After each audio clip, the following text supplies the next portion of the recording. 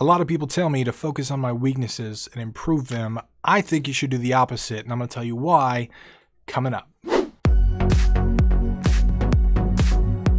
What's going on? My name is Tim Roswick, and if you're new here, I want you to consider subscribing because we post daily content just like this on the channel, and I think you should see it. But let's get started. So I've had a lot of people in my life tell me that I should focus on my weaknesses, that I'm really bad at some things, and I should try and improve those things.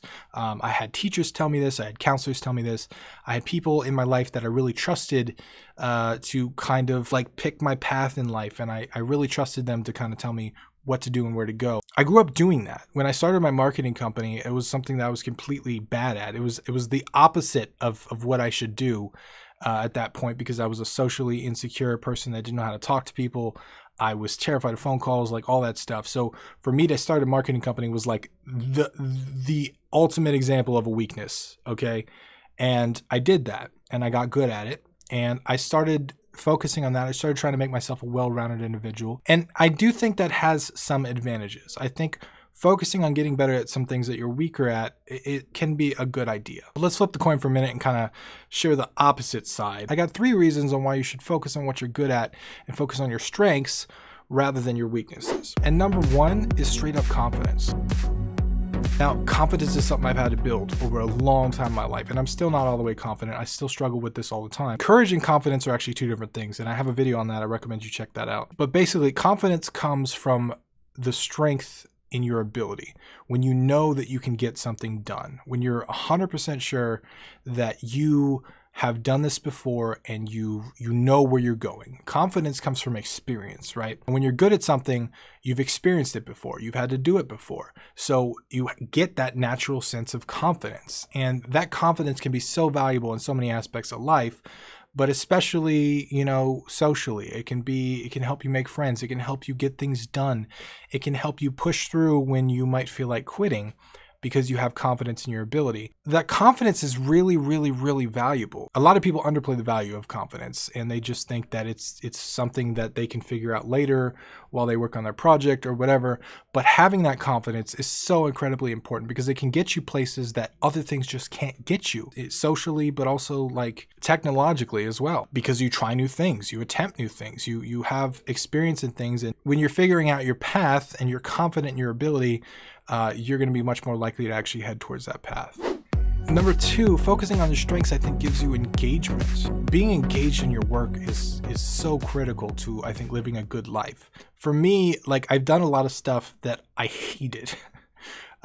Marketing for the wrong company is definitely one of them. It's tedious work. I feel scummy trying to sell stuff to people that don't want it. Like, it was not for me. I was not engaged. And because of that, the hours on the clocks would just go so slow. The days would go so slow. I would dread my meetings with some of my clients. It was so bad. What I realized when I started making games again and really working with the community and help building this community and doing all that, is that I was extremely engaged. Like, I felt like there weren't enough hours in the day anymore. Like, I had so much to do, and I was excited to do so much, and I couldn't get it all done. And that kind of engagement, I think, is rare, and it's something you don't get from doing just anything. Making video games, like, that keeps me engaged, that keeps me on point, that keeps me focused.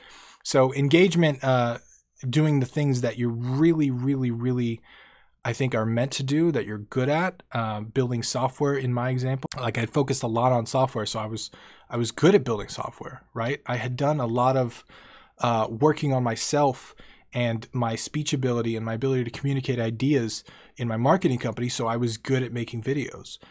And because of that, because I focus on my strengths and I do the things that I think that I'm good at, it helps me kind of deliver in a way that other people can't. I've had a lot of people request, for example, on the channel that I make videos like Mark Brown, like Game Maker's Toolkit, or like extra credits and stuff like that.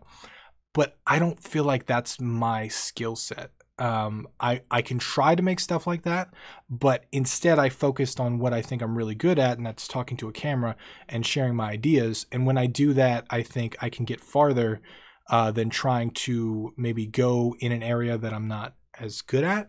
There's still benefits to learning stuff you don't know, obviously, but just focusing on my strengths and doubling down on what I'm good at, I think helped me move forward faster than taking another path. And number 3 is meaning. I think you get a sense of meaning and purpose out of doing what you're good at. Because if you're good at it, you spent a long time working on it, right? You spend a long time practicing it. You're focused on it. You for whatever reason, you have that skill set because you put in the hours. And when you've done that, there's a sense of purpose and meaning behind it. And I think like this community is a perfect example. I have put more hours and time into Game Dev Underground, into this community, this YouTube channel, than I think I've probably put into anything in the last several years. Like it's just, when I count the mental effort versus like the actual man hours too, it's so much more. And I think that comes from that purpose and that meaning. I feel like I'm on a mission that's bigger than myself. I want to help developers. I want to inspire people. I want people to finish more games. And because of that, I think it keeps me moving forward. But I think the same thing applies to my games themselves. I think I'm starting to transition to a period where I make games that are based more on my emotional experiences than games that are just based on single mechanics or little mobile games or little prototypes that I made during a game jam. I'm starting to focus more on the artistic side of it. I'm starting to focus more on the expression side of it. And that comes from that sense of purpose and meaning. And I feel like the games that I'm working on now, like Phylophobia, for example, I think it's a much deeper game. It's connected to me on a deeper level than I think any of the other games that I've made before it could ever be. And so I think that comes from that purpose and that meaning. I feel like I have a meaning in my life. I feel like I have a purpose. I feel like I have a path and a direction, and that's my path. And because of that, I think it's so much more powerful than just existing in something. And if I were to do things that I'm not good at, yes, I learn a lot. And yes, I can do those things, and I can learn, and I can improve my ability all the time. But I don't get that same sense of like championship purpose and meaning, and I don't want to like, you know, charge towards it. It's not the same thing for sure. So those are the 3 reasons why I think you should focus on your strengths and do what you're good at. Not to say you can't focus on your weaknesses. There's certainly times where that applies, but for me, like doubling down on strengths has allowed me to grow and move forward and kind of do things that I didn't think I was possible, because I was just good at things and I knew what I was good at, and I stopped doing things that I wasn't good at that would take me a ton of extra time to learn and all that stuff, and I just kind of skipped those things. And that's had a lot of advantages in life, and I think I've made a lot of good decisions and gotten a lot of places I didn't think I could be because of that. So I hope you found it useful. If you did, please leave me a thumbs up and a comment down below. Let me know what you're good at, and leave that as a comment down below, because I would love to know if you focus on your strengths or you didn't, or you focus on polishing out your weaknesses, or how you went about that. But once again, my name is Tim Roswick, and I'll see you again tomorrow.